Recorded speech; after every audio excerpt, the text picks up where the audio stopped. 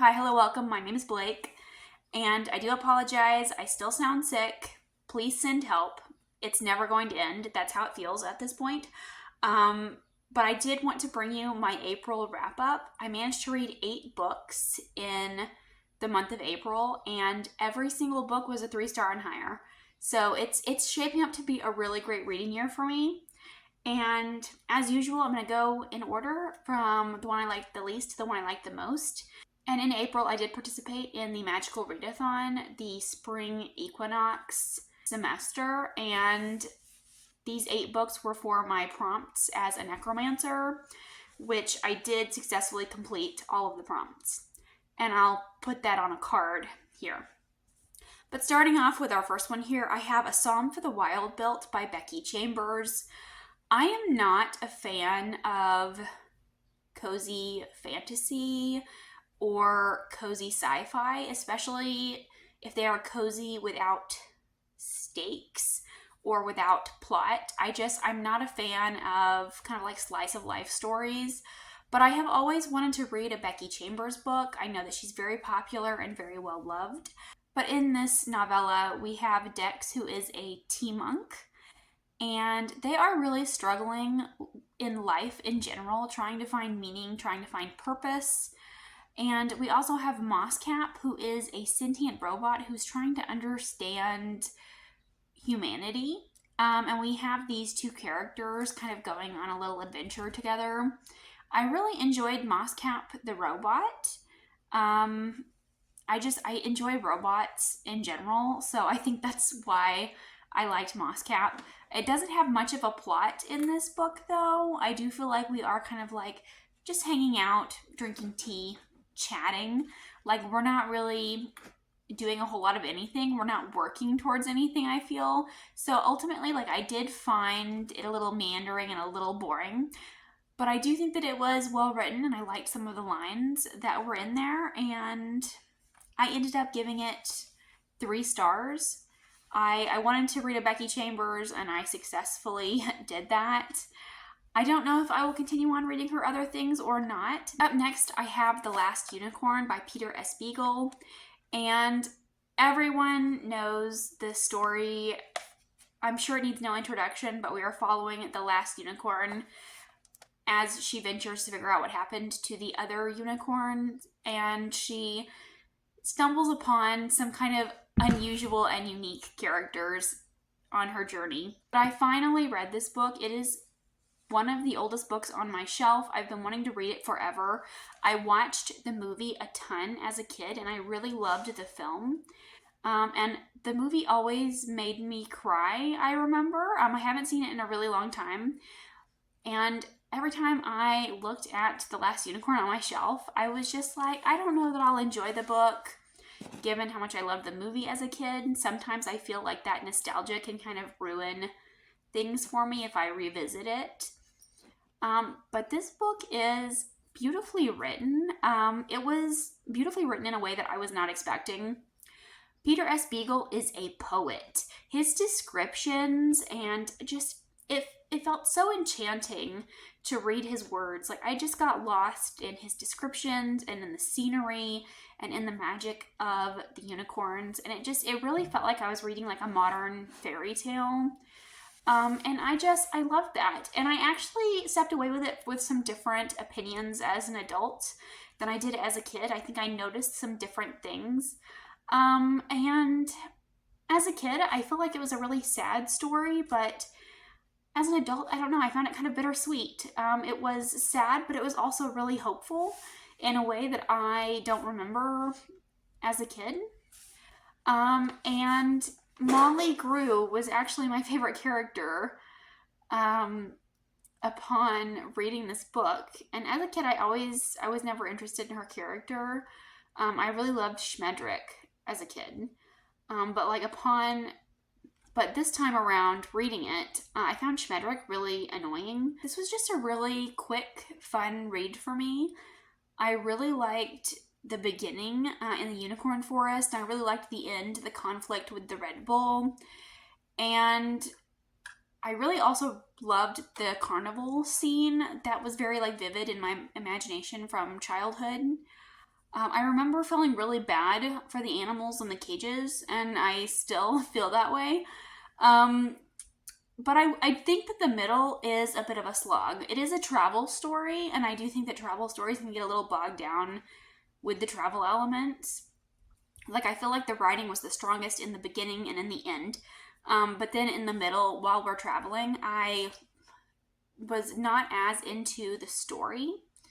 Um, but yes, I found it enjoyable, and I enjoyed it more than I thought I would.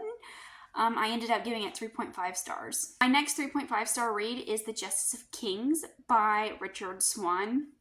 And in this book, we follow Sir Vonvalt, who travels through these kingdoms, kind of giving the king's orders to making sure that those laws are upheld. He serves kind of as judge, jury, and executioner to make sure that people follow these orders. And he has magical abilities, and the story is actually being told to us from the perspective of his clerk, Helen, who is a young woman. And she's kind of in training with him to become a magistrate like he is. And that's the setup for this one. And I started this one, was it last year or the year before, and I ended up putting it down. I was buddy reading it with a friend, and we both went into it having been told that it was like The Witcher, having seen this book compared to The Witcher. And we were both fans of the Witcher show and the games, and we both liked the Witcher short story collections, so we were like, yes, Monster Slayer sounds great. But then we started reading it, and it was not what we were expecting. I don't think that comparing it to The Witcher is an apt comparison, but we start this book, and it's very political. It is a dark fantasy and murder mystery, and it's not really what we were expecting, so we put it down. She didn't want to continue, but I did, and so I finally picked it back up. I just decided to restart the whole thing. And the first half of this book I thought was very slow. I wasn't really super interested in the mystery. I really did not like Helen, our main character, who is narrating the story to us. She is a much older woman now, and she's kind of like telling us the story of her life.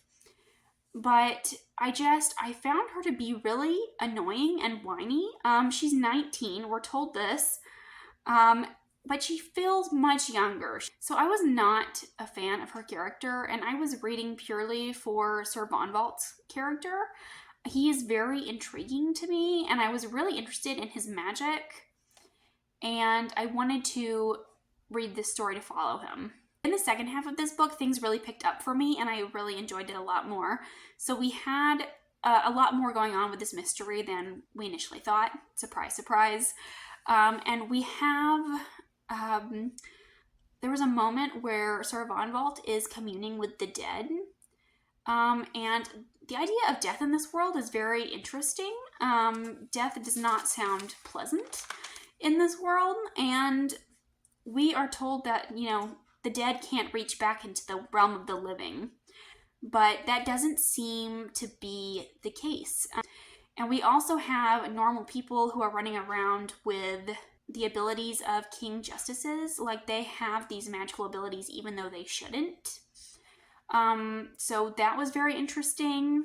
I feel like the politics in the second half started to intrigue me, because we have a lot of lies and misconceptions, I guess, about what's going on, and there seems to be a lot going on in this world that shouldn't be happening, but is. And we also meet another King's Justice that I really liked, and I was interested in the story there. I would love to follow the adventures of that character.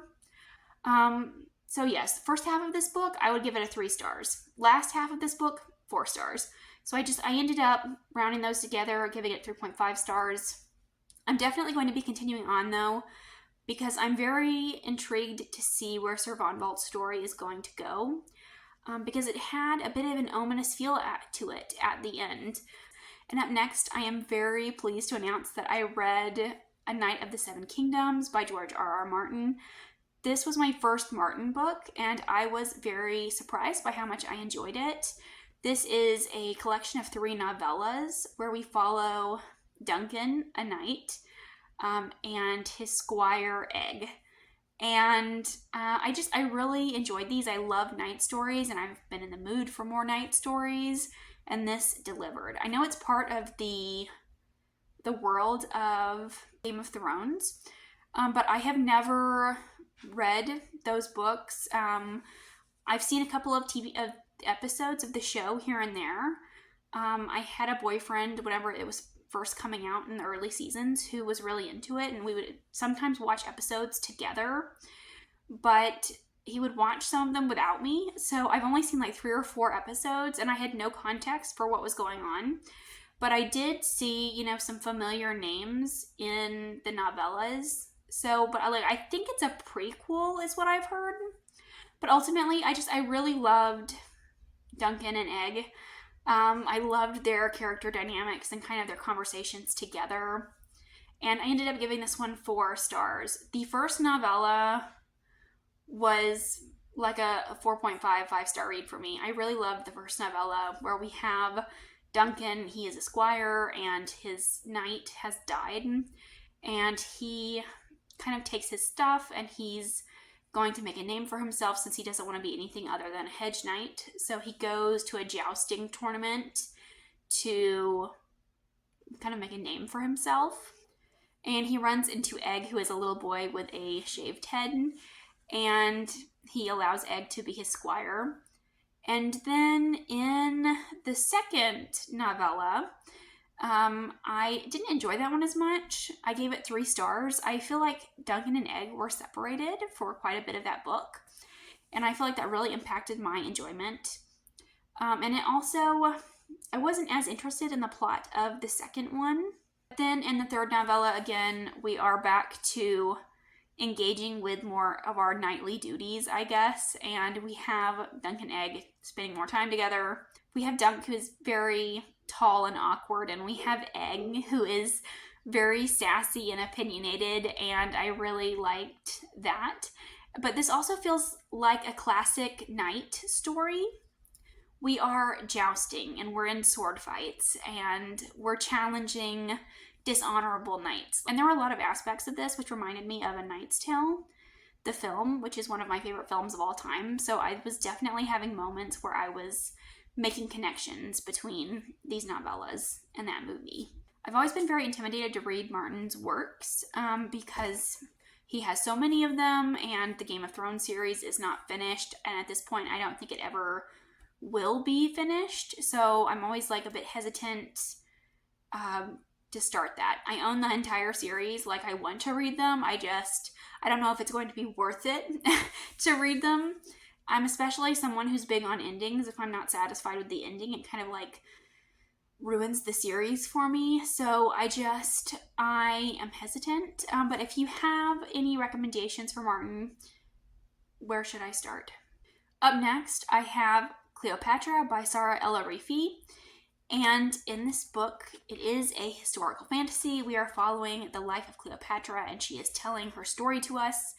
I've always very much been interested in the story of Cleopatra as a woman who was pharaoh, and in this book we're kind of just getting to see the story behind the legend, and I think it's so interesting, all of the different perspectives that we have seen about Cleopatra in stories and in media, and kind of this, we have a certain idea of who she is, and in this book it's very different. I feel like this book painted her in a very realistic light. I just felt like the story really humanized her, and I really enjoyed the Egyptian mythology aspect of this story. The fantasy elements are minimal, but they are there, and I did really enjoy them. I really love an Egyptian setting, and I think that this book was so well done. But unfortunately, I was enjoying it all the way up into the very end. I was not a fan of how the story finished, the conclusion there. But ultimately, I did enjoy this one. It was a nice change of pace for me. I don't read historical fantasy very often, and it was like a nice palate cleanser. And that was Cleopatra, which I gave 4 stars. And up next here, I have Half City by Kate Golden. This is kind of a dark academia urban fantasy. One of my goals this year was to read more urban fantasy. and I have been successfully doing that. And this book definitely delivered.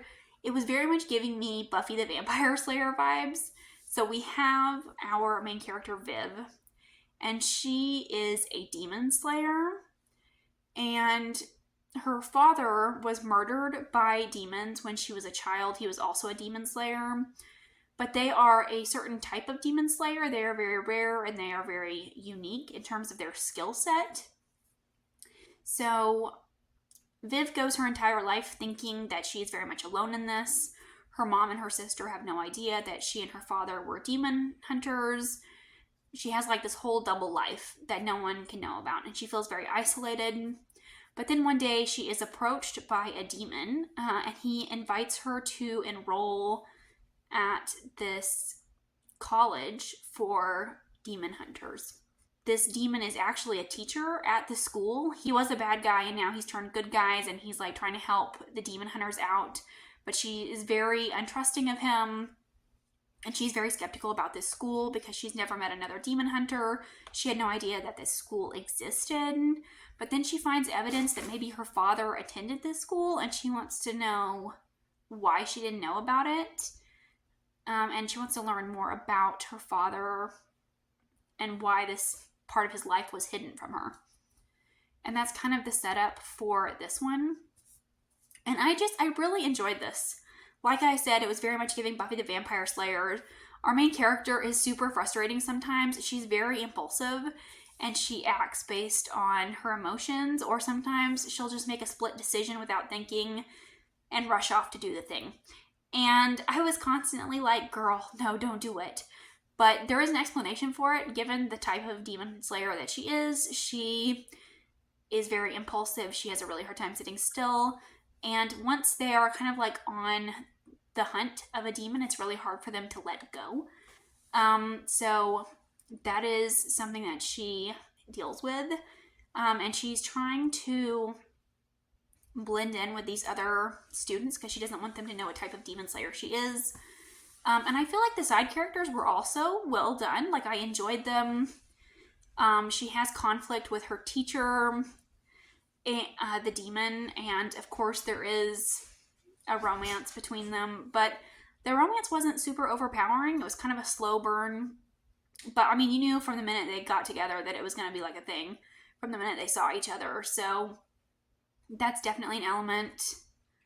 It is kind of like enemies to lovers, but it is like a slow burn. Next up, I have Project Hail Mary by Andy Weir, and I really loved this one. I don't think I loved it quite as much as The Martian, but I think I'm still going to give it like a 4.5 stars because I had a really great time with this book. I don't think that anyone needs a summary of this, but just in case you've been living under a rock somewhere, we're following Ryland Grace, who wakes up in space, and he has no memories of anything that happened. All he knows is that the sun is dying, and he is Earth's only chance for survival. And that's kind of the setup for the story. And I really loved this one. It is very much like it's very hopeful, I think. I think a lot of Andy Weir's works are hopeful. That was something that I really loved about The Martian. Like, it was sad, and there were definitely like moments that were intense, or, you know, were in a bad situation, but also like I think it was still filled with hope, and I think that he writes that really well. And I do think that our character Ryland was very similar to our character Mark Watney from The Martian. But I'm fine with that. I don't mind if characters are the same across his works, but I know some people may not be into that. It is a first contact story, and I have not ever been a fan of first contact books before. I'm a very harsh judge of aliens in books, and I don't usually enjoy those types of stories. However, I love seeing them in films. I love first contact in films, so I've really been looking for a book where I enjoyed those elements, and this book definitely delivered. I loved Rocky. I would die for Rocky. Like, let's be honest. He's the best character in the book. And I love kind of their interactions together, and I really enjoyed how the story ended. I finished this book and I went to see the film the very next day, and it just kind of like completed the reading experience for me. And lastly here, my favorite read of the month, I have The Wisdom of Crowds by Joe Abercrombie. Man, this book, where do I even begin? This book kind of had like a slow start to me. This book was really like a slow burn, and it ended so deliciously. We had a moment, so over the course of this trilogy, we've been kind of like watching how the city's inner turmoil is coming to a head, and we have a lot of like conflict between the people of Adua, and then here we have like this massive change, where we have this industrial revolution, and how that industrial revolution is kind of being destroyed from the inside, and everything has finally like boiled over. And I feel like this book had a slow start. It was very much like a slow burn all the way throughout the majority of this book. And there were so many twists and turns. There were so many betrayals. Some of them I saw coming. Some of them I did not see coming. And I was just left shocked at the end of this book. Some things happened that I was definitely not expecting to happen. And I was also really upset at the end of this book. If you know, you know. But I cannot fathom just the savagery of these characters. These characters are so unlikable. Maybe even more unlikable than the characters in the First Law trilogy. I had a really great time reading this. I buddy read it with a friend, and we've read the entirety of the First Law books together, and it's just been crazy. All of the callbacks, all of the parallels in the books, and seeing everything in this one. Although I definitely think it's open for more in the future. Joe kind of left things a little open there at the end, and I really want to know if he's going to write more in this world. I think so. And I had an amazing time with these characters. I don't think I love them as much as the characters in the original First Law trilogy. I think this series was more plot driven than the previous trilogy, but I had a really great time, and I'm still thinking about it a lot, even after having finished it all the way back in March. So I'm really in love with these books that Joe writes. Those are all the books that I read in the month of April. Let me know if you've read any of these. Let me know what your thoughts are, because I would love to know. Thank you so much for watching, and I'll see you again with another video next time. Goodbye.